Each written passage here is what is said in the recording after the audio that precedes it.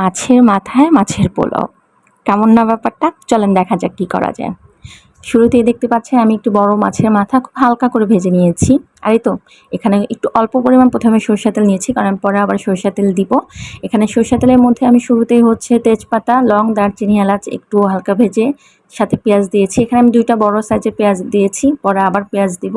তারপরে এই তো একে একে রসুন বাটা, আদা বাটা, দেন জিরা বাটা, জিরাটা একটু আধা বাটা, মানে একটু আধা আধা টাইপের, একটু আস্ত আস্ত থাকবে। তারপরে একটু পেঁয়াজের সাথে এগুলো একটু ভালো করে মিক্সড করে নিব। এরপর যে আমি দিয়ে দিব হলুদের পরিমাণটা আমি একটু কম দিব, কেন কম দিচ্ছি সেটাও আমি পরে বলবো। তারপরে তো শুকনো মরিচের গুঁড়া, দেন আমি আবার একটু মিক্সড করে এখন একটু পরিমাণ মতো অল্প পরিমাণ পানি দিব। পানি দিয়ে মশলাটাকে ভালো করে কষিয়ে নিব, কারণ খুব বেশি পানি দিয়ে সেটাকে অনবরত বলক আসাটা আমার ভালো লাগে না। আমি সবসময় পানির পরিমাণটা একটু কম দিই। এই তো তেল বের হয়ে গিয়েছে মশলা থেকে, পানিটা শুকিয়ে। তো এই পর্যায়ে আমি যে ভেজে রাখা মাছের মাথা সেটা এখন দিয়ে দিব। অবশ্যই মাছের মাথা। তো এই তো মশলার সাথে মাছের মাথাটা ভালো করে একটু মিশিয়ে নিচ্ছি। মশলাগুলো একটু উপরে তুলে দিচ্ছি, যেহেতু মাথাটা একটু আস্তই আছে। তো মশলাগুলো যেন ভিতরে ঢুকে, এজন্য আমি ভালো করে মশলাগুলো মাখিয়ে হালকা একটু পানি দিয়েছি। সাথে কয়েকটা কাঁচামরিচ কেটে দিয়ে দিয়েছিলাম। দেখেন কালারটা কত সুন্দর আসছে, খুব লোভনীয়, তাই না? তো আমি পানি দিয়ে এটা একটু ঢেকে রেখেছিলাম। তারপরে মাছের মাথাটা একটু নরম হয়ে আসছে।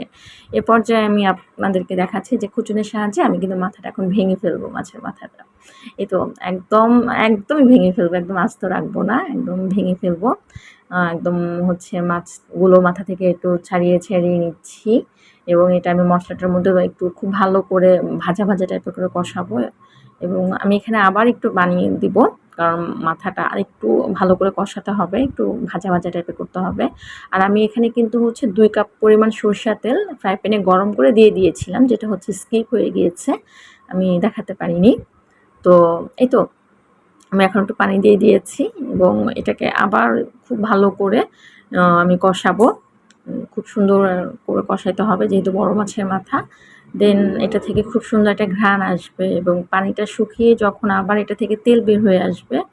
আর আমি শুরুতে আমি হলুদ কম দিয়েছিলাম, তার কারণ আমি এখানে এটা ডাল চাল অ্যাড করব। তো ডাল চালের অলমোস্ট একটা খিচুড়ি টাইপের হয়ে থাকে, সেখানে হলুদের পরিমাণটা অনেক বেশি হলে অনেক বেশি হলদে হলদে হয়ে যায়, যেটা আসলে দেখতে ভালো লাগে না। আর এখানে আমি আবারও 4-5টা পেঁয়াজ খুব বেশি ভাজি নাই, একটু নরম নরম করে ভেজে অ্যাড করে নিয়েছি। এ পর্যায়ে তো মাছের মাথা থেকে দেখেন খুব সুন্দর করে ভাজা ভাজা হয়ে তেল বের হয়ে আসছে। আমি এখন চাল ডালের যে মিশ্রণটা আছে, এখানে মুগ ডাল, মুসুরির ডাল এবং ভাতের চালটা, অবশ্যই ভাতের চালটা দেবেন। মাছের পোলাও যেটা আমরা রান্না করে থাকি, তো এটা ভাতের চালটা দিলে বেশি টেস্ট হয়। তো এটা কিন্তু আমার হাজব্যান্ড খুব পছন্দ করে, এবং আমার থেকেও আমার হাজব্যান্ডের এটা রান্নাটা অনেক বেশি টেস্ট হয়, যে ও আমাকে খুব সাহায্য করেছিল।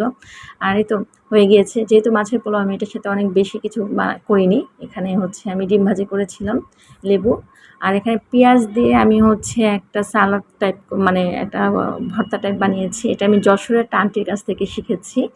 তো পেঁয়াজের এই ভর্তাটা সিরিয়াসলি অনেক টেস্ট। এখানে তেঁতুলের যে আচারটা, বা যে কোনো আচার ইউজ করতে পারেন, তবে তেঁতুলের আচারটা বেশি টেস্ট। সবাই ভালো থাকবেন।